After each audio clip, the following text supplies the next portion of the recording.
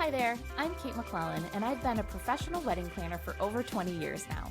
I started Planning Collective when I noticed that though most couples are super excited about getting engaged, they quickly feel overwhelmed and intimidated by the actual process of planning their weddings. If left unchecked, this can lead to massive burnout and the urge to scrap all your plans and just elope. While this is totally normal, you don't have to sacrifice your sanity for your dream wedding. In the Wedding Planning Collective podcast, I'm going to share the processes, tips, and tools that all engaged couples like you need to feel confident, supported, and excited about your wedding plans again. Let's get started. Hey there, before we get to the episode, I have a quick question for you. Have you been unsuccessfully trying to shake that feeling that you're forgetting something when it comes to your wedding? You've got the Knot app and you've downloaded countless other planning checklists, but you just can't get rid of that sneaking suspicion that there's something you don't know yet. It's a very common feeling when it comes to wedding planning. So much so that I decided to put together a free resource to help get rid of what I call FOWO, the fear of wedding oversight. Yes, it does include that 12-month task checklist, but that's just the start. In addition to the ultimate wedding planning checklist, my new Don't Forget list also includes a wedding vendor checklist, your shopping list, a packing list for the wedding weekend, and a complete wedding item setup list to make sure that you are truly not forgetting anything when it comes to your wedding. And you heard me right, this list is free for you to grab right now. Just head over to planningcollective.com/forgetting and it's all yours. That's planningcollective.com/FORGETTING, and let's get rid of that FOWO together. All right, let's get on to the episode. Hey guys, Kate here. Welcome back to another episode of the Wedding Planning Collective podcast. The other day I saw a post on Threads that was blowing up, which is Threads making a comeback or is it just my algorithm? Anyway, I thought it would make for a great topic to cover over the podcast. For those of you not watching on YouTube, I'll share the image on social when this podcast comes out. But it was from a newly engaged bride, and it reads, "Been wedding planning for approximately 5 minutes, and I can already confidently say the wedding industry is a scam." Now, I'm going to blur her info out on the image because the poor girl didn't ask for the flood of comments from wedding pros that found and commented on her post. But there was also a ton of support in the comments agreeing with her. My personal favorite? Normal turd on the street, free. Wedding turd on the street, 1,500 pounds. So let's talk about the common wedding planning misconception known as the wedding tax. This refers to the idea that by just using the word wedding, you're going to be paying more for the product or service than if you were planning a different kind of party. Before we get into it though, an honest congratulations to the newly engaged poster of this comment. I truly hope this episode doesn't seem like I'm being overly defensive or aggressive. I'm going to reach out to her and gift her a Planning Collective membership for hopefully having a good sense of humor about me using this post for podcast inspiration. Because that's how I see it, an opportunity to share my experience on the real wedding industry, which is full of passionate, dedicated, and mostly self-employed hustlers who work tirelessly to make wedding dreams a reality. But I do also want to acknowledge that just like any industry, there are some bad apples out there. Unfortunately, people do try to take advantage of couples while they're planning their weddings.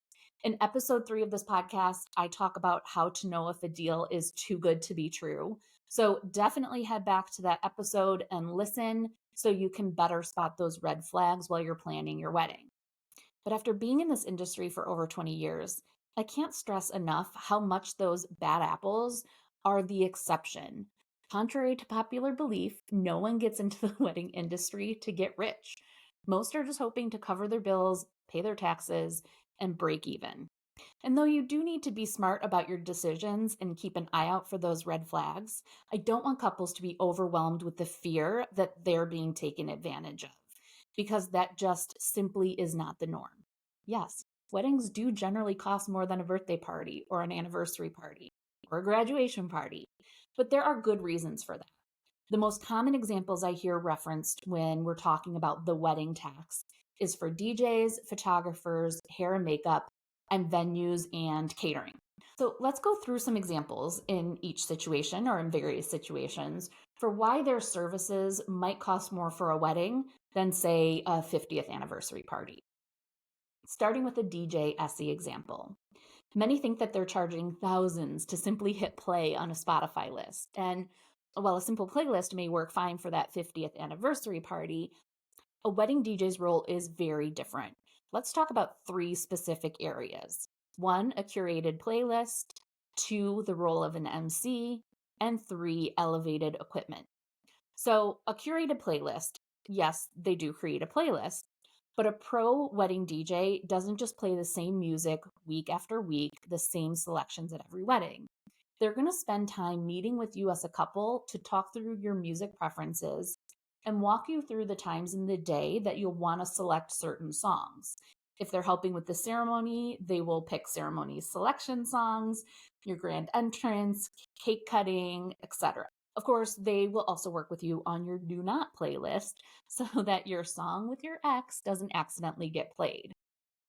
Well, this is all definitely important. I think one of the most important roles for a DJ is to also be able to scrap what they had planned to play and react to what the guests are giving them in the moment.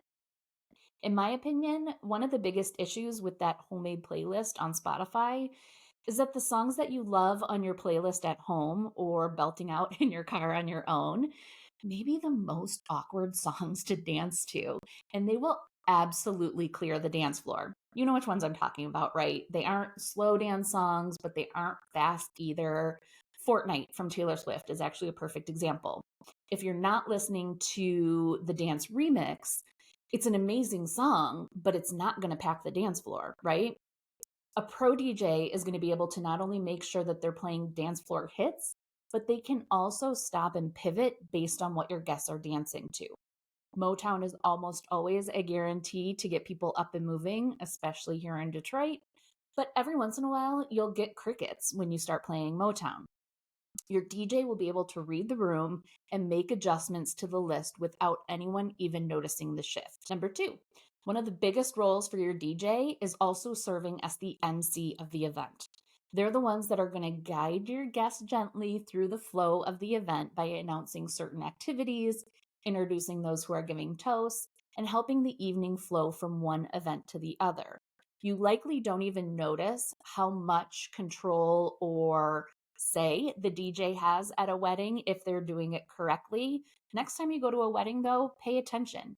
It's likely the DJ that's helping you walk through what's up next and the flow of the evening. It might not seem like it, but this is a really important role.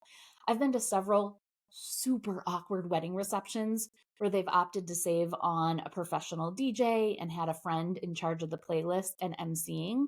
And let me tell you, there really is an art to finding the balance between bringing enough energy to get the crowd excited, but not crossing the line to be that like dreaded cheesy wedding DJ.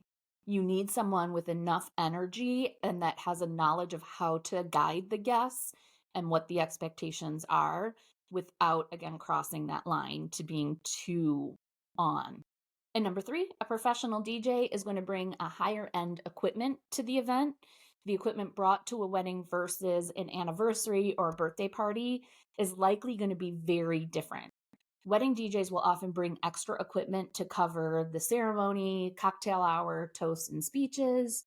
And if you're paying for a professional, they're also going to make sure to adjust the equipment needs based on the venue that you're at, which may or may not make a big difference. They also will likely have tons of backup just in case something isn't working. Let's talk about wedding photography. Just like a DJ, there's typically much more prep that's involved in wedding photography versus photographing any other type of event. They often need several pre wedding meetings to go over the timeline, family photo lists, where are you going, and off-site photos, and other personal details and family dynamics that might come into play. For example, if your parents are separated and haven't been in the same room together since a not so amicable divorce, it will be really important for your photographer to know that, to not try to push them together in the same photo. Family photos are often one of the most stressful moments on the wedding day, and having a photographer that can take charge of this is really important.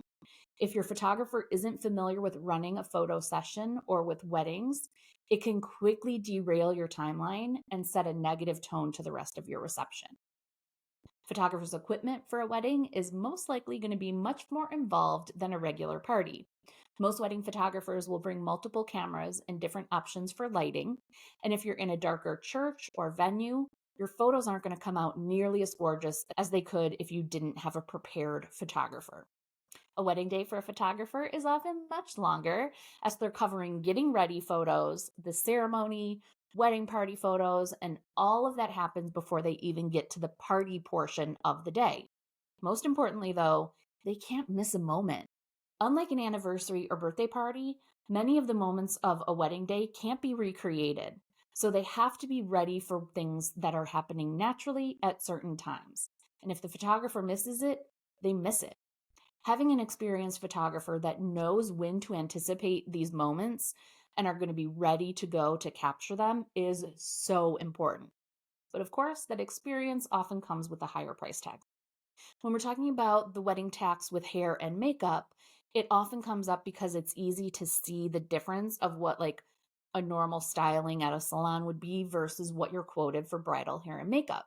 And there are many different reasons why there could be a difference in prices, but most commonly is that there's a lot more time needed for bridal hairstyling and makeup.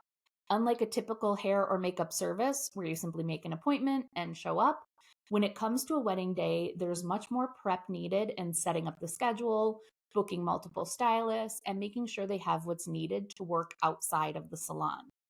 Additionally, hair and makeup needs to last a full day, which is much longer than a normal party where you'll have your hair and makeup done late afternoon or early evening, and it just needs to hold up for like a few hours.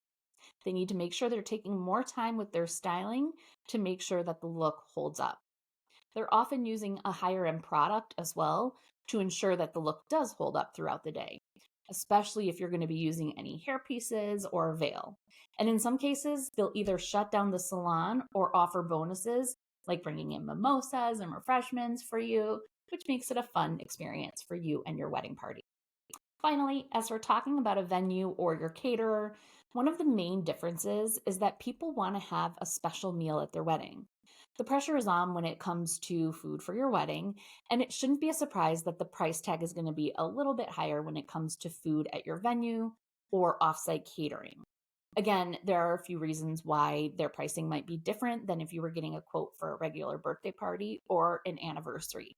But most couples want more choices when it comes to their wedding menu rather than simply picking from a preset version that they might have for other events. Often tastings are included and additional appointments are needed to finalize the details, the menu selections, and the staffing that's needed for the day.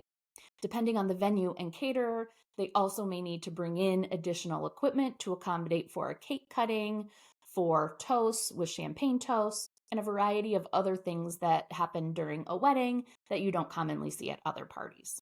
In the end, though, couples often want a more formal feel for their wedding than the typical party, and that often means we're adding additional staff or catering needs so that everyone is happy and served quickly. Offsite caterers essentially recreate a kitchen for every event. So they need to spend a lot more time preparing to make sure when they show up on the day of the wedding, they know exactly what to expect. They also want to make sure that they're not just pulling up or unloading their trucks right when the ceremony is about to happen in the backyard, for example. Pre wedding attention to these details is crucial for a successful event. Now, I could go on and list the differences for each one of your vendors and what they would do differently if they're working for a couple on their wedding versus a more simple birthday party or anniversary party. But I'm guessing that you see the pattern here. For most couples, weddings aren't just a party. They've been thinking about this day for years, and in some cases, maybe even decades. In the end, yes, a wedding is likely going to be more expensive than what might be a comparable anniversary party or birthday party. But there is so much more that goes into it that you likely don't see on the surface. For most wedding vendors, the amount of hours, level of equipment, and the pressure of the event is 3 to 4 times that of a birthday or anniversary party. And just like everything else we talk about with the wedding planning, it comes back to your priorities. This is why it's so important to have a solid understanding of your priorities and your budget before you book any vendors, definitely before you book your venue. But I won't go down that rabbit hole today. For more information on breaking down your priorities, check out episode 100, where we really go into the importance of creating your priorities and what to do with them once you're set. And if you found this episode helpful, I would absolutely love it if you could take a quick second to rate and review. It's the best form of a thank you could give me, and it will help other couples find the wedding planning resources they need. Thank you so much, and I will see you in the next episode.